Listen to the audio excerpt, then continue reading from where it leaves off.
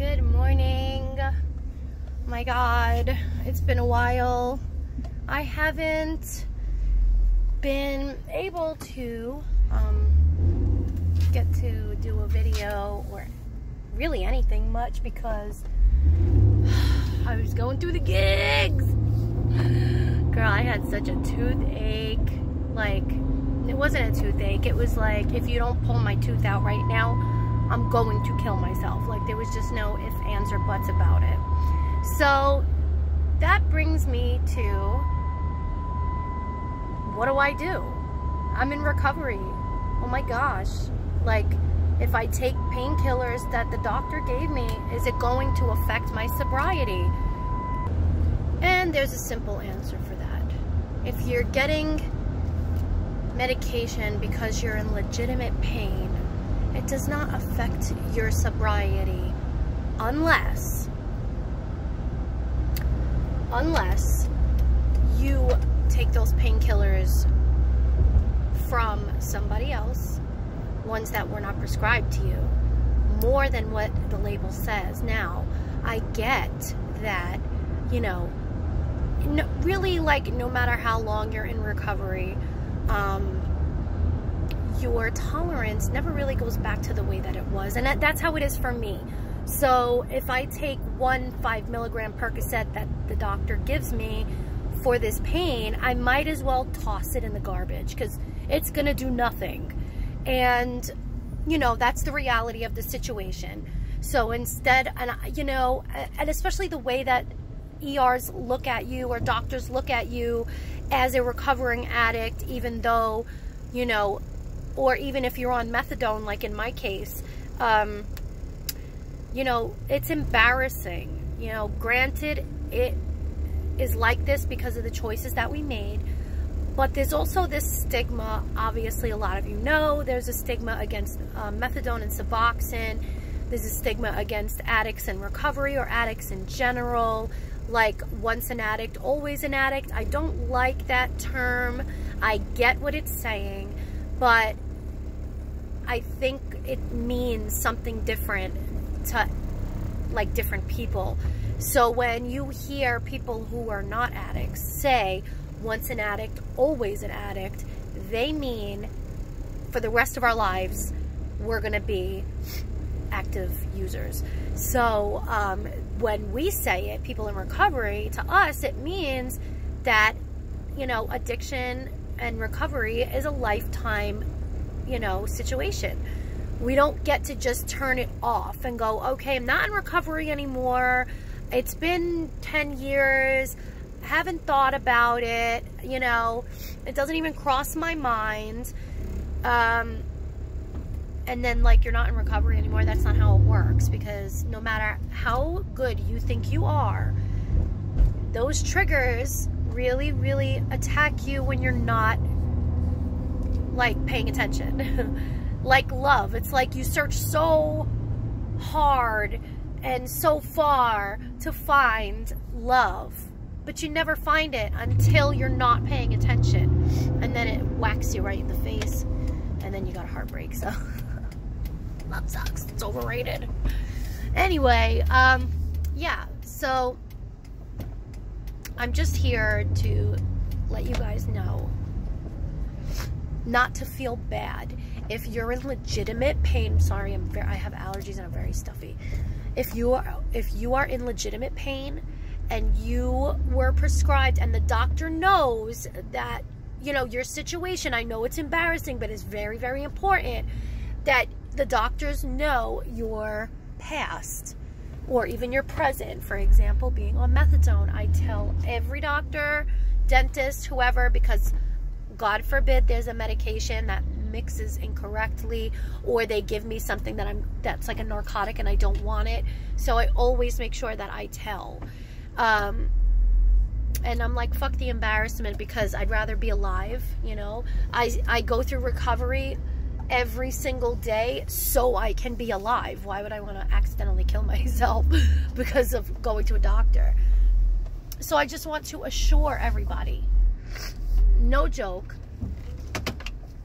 if you're in recovery, no matter how long it is, even if it's like a fucking week, you're not going to change your clean date over a legitimate pain issue, okay? And just remember what I said.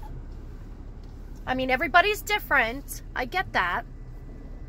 But as long as you take the prescribed to you medication, the exact way that it says on the label, and like I said, I know that it's not gonna, I mean, the tolerance is just high.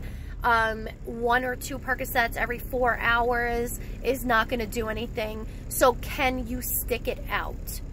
You know, and this is the conversation that you have to have with yourself. And it's nobody's business except yours and your counselor or therapist, whoever you see, if you see anybody. Yeah. So as long as you know that the medication is prescribed to you, you know that you're taking it as prescribed, you know that you're not fucking around like this. The pain is fucking painful. That's why it's called pain. Hi. So just keep that in mind.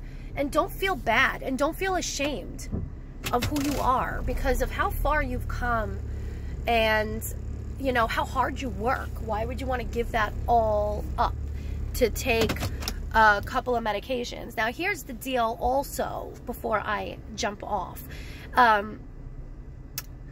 If you are in temporary pain, now this is what the whole video is talking about, is temporary pain, because I'm relating it to my pain from having a toothache that I knew I was going to get taken out within a couple of hours, because I went to 2 different ERs, which also made me look bad. But there's like a whole reason why that happened. I mean, they gave me like these needles. They were nerve blockers. And the first time they gave me the nerve blocker, it detoured the pain and shot up into my temple.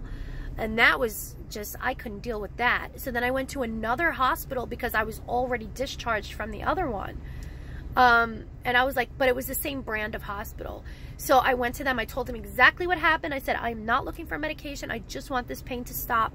Is there any way that somebody can help me out? Is there something you have that maybe the other place didn't have? Or maybe doctors know something that the other place didn't know? And so they gave me another nerve blocker, and it stopped here and shot into my ear. I said, that was it. That was it. I cannot take it anymore. I have about 3-4 hours until the dentist opens, and then I have to wait because I'm a walk-in. So they were like, you drove here by yourself. We can't give you medication. And I was like, are you fucking kidding me? You know my fucking past. Like, are you kidding? And, like, what the fuck do you think this is? Like, you see me like crying my eyes out. Like, I'm not a fucking actress, and yeah, you know, addicts are manipulators, but you can tell when somebody's in legit pain, you know? And also, that's always in the back of my mind. Do they think I'm faking? So, you know, it's just, you know, it's embarrassing, but you know, you get through it. Let's get to the end of this video. So my whole point is, if you are legit in pain, in acute pain, not chronic, because I can't speak for something that I have not gone through. So if you are in acute pain and you know that there is a like a cure basically coming, in my case would be the tooth coming out, you know, think of it that way. You know, it's just a couple more hours, and even though that pain is horrendous, that I really felt like I was going to bang my head against the wall, you know, is it worth it to take that 1 5-milligram Percocet? Is it going to do anything? Are you going to feel bad about it when you know that you're just going to, you know, and is there any other options? I asked the fucking ER doctor, I'm like, can you, instead of like giving me all of this, can you just numb my mouth so this way it's numb until I get to the doctor and the dentist, and then they could take care of it? And she was looking at me like I was crazy, like, what? What do you mean? I just gave you a topical. I'm like, how dumb are you? How dumb are you? At that point, I should have gotten up and left, because the bitch is just dumb. And here's another thing. Ever since she gave me the 2nd and 3rd nerve blockers, I can't open my jaw anymore. So I can't eat. I lost a lot of weight the last couple of weeks. And, yeah. So, anyway, bottom line is talk to yourself, have a conversation with yourself. And if there's somebody that supports you, like unconditionally supports you, talk to them too if you feel comfortable about it. If you have a therapist, a counselor, talk to them too. See what your options are. But we all know when we're not manipulating ourselves and we're talking to ourselves in that justified way, you know, we're real. Be real with yourself. Is this worth it? You know, if it is, let's do it, you know, and don't be ashamed. It's not going to affect your recovery date. It's not going to make you go off on a fucking binge. You know, it's a little Percocet. It's not going to hurt you if it is legit. Like, legit. No joke. Don't fucking take any of my words and switch them up and then try and blame me when you know, go on a binge. Because I'm not giving nobody the okay to do that. You guys know, if you've been watching my channel a while, I am not an enabler, and I don't give into people's nonsense when they're like, oh, but you said. No, I know exactly what I said. Anyway, I got lots to do today, and I just wanted to come on and see if anybody could relate, and some of the things that I was going through while this tooth issue was happening, you know. And then, of course, after I got my tooth pulled, I didn't care anymore. I'm like, bye, I'm leaving. Motrin, Tylenol, okay, bye. There's no need for codeine, which the first hospital gave me codeine. I was like, motherfucker, like, really? First of all, codeine is gross. And second of all, it constipates the shit out of me. No pun intended. And it's stupid. It's dumb. Like, what is codeine? Like, it's gonna make you fall asleep or make you nauseous? Like, get the fuck out of here. I don't want your fucking codeine. So that to me wasn't worth it. It was not worth it. Even though I could have taken it and been like, whatever, it just wasn't worth it. So anyway, have a good day, everybody. And if you have any questions, of course, like, because I know I bounce all over the place. So if I wasn't clear about something, whatever, just, you know, you can contact me here, you know, by leaving a comment, or you can email me at recoveryrealness247@gmail.com. You can catch up with me on social media. I have a Snapchat, which is the self-care guru. No, that's not. No, that's my Twitter. Sorry, that's my Twitter. Twitter is the self-care guru. And then Snapchat is self-care, self-love. Love is spelled L-U-V. Anyway, it'll be all in the description box. So have a good day, everybody, and I will see you on the next one.